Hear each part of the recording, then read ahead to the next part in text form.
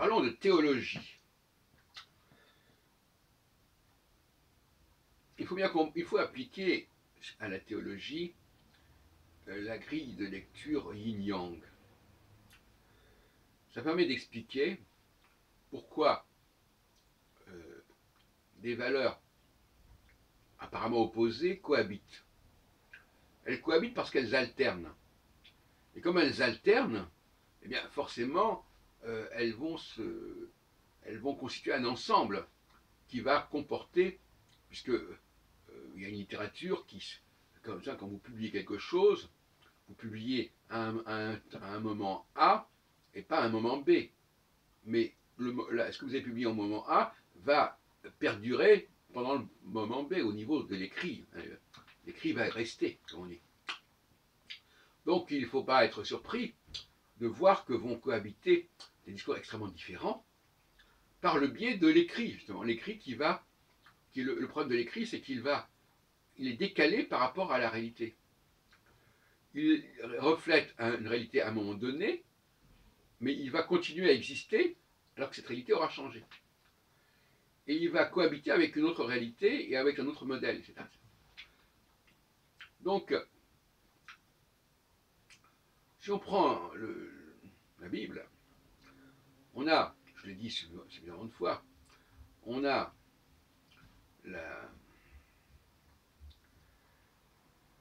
une sorte de monothéisme autour de Yahvé, ou de Yahoud, comme on voudra, et une sorte de polythéisme autour de Elohim, le pluriel, Elohim, Elohé Abraham, Elohé Jacob, etc. On se dira, mais comment on peut avoir deux conceptions il faut les ajuster l'une à l'autre, voilà, il faut essayer de montrer que c'est la même chose, qu'on dit la même chose. Non, c'est une erreur. On ne dit pas la même chose, mais il y a un discours de l'alternance. Il y a une problématique, il y a une dynamique d'alternance. De la même façon que la gauche et la droite, c'est pas la même chose, mais, comme je disais tout à l'heure, les discours perdurent, persistent, même en dehors de leurs limites de consommation, si on peut dire, et donc par conséquent, c'est comme ça.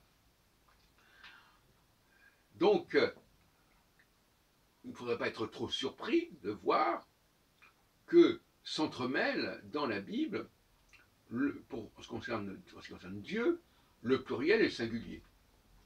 C'est parce que il y a un temps pour le singulier, qui est le temps de l'union, le temps du monothéisme, où on veut tout expliquer de l'universel. Dans l'universel, il y a le mot un.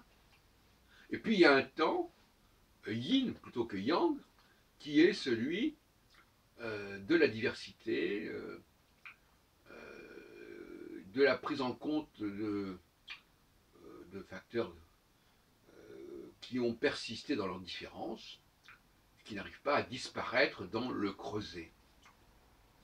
Yang. Yin, c'est toujours le retour du refoulé, ce qui n'a pas été assimilé, qui n'a pas été digéré par le processus yang, et qui va donc ressurgir, remonter à la surface. À ce sujet, d'ailleurs, il est important de constater, je terminerai là-dessus, qu'il y a des périodes yin où des affaires remontent. Comme actuellement, puisque moi je ne peux pas m'empêcher de me situer dans une dynamique prévisionnelle, et en tout cas cyclique, actuellement, on voit avec Sarkozy, par exemple, qu'il y a des affaires du passé qui remontent et qui deviennent très actuelles, en tout cas qui ont une incidence actuelle. Eh bien ça, c'est le yin. Le yin, le yang a tendance à refouler les choses parce qu'on veut faire table rase, on veut démarrer quelque chose de neuf, mais le yin, c'est le retour du vieux. Et d'ailleurs, c'est valable aussi pour Mélenchon, on nous annonce un changement, on remet tout sur la table, on reprend tout à zéro, on peut dire. Ça c'est yang, et puis au bout de quelques temps, au bout de quelques années, parfois, tout dépend comment les choses se sont mises en place, eh bien, il y a le yin qui revient en force et qui va rappeler qu'on ne peut pas comme ça faire table rase du passé et que le yin va réactiver le passé. Voilà. Et on a effectivement aussi cette question de la grève, mouvement de grève, puisque là je vous parle, nous sommes le 1er avril, c'est pas une plaisanterie. Et là aussi, on risque d'avoir des choses qu'on aurait voulu, pas éliminer, mais en tout cas niveler, et qui résistent. Ça, c'est la démarche yin. Donc, cette dialectique yin-yang, elle est très simple, elle est très très simple. C'est l'alternance entre le besoin d'unifier, d'égaliser, et le besoin de reconnaître qu'il y a un poids du passé, il y a une pesanteur sociologique, il y a une pesanteur historique qu'on ne peut pas ignorer.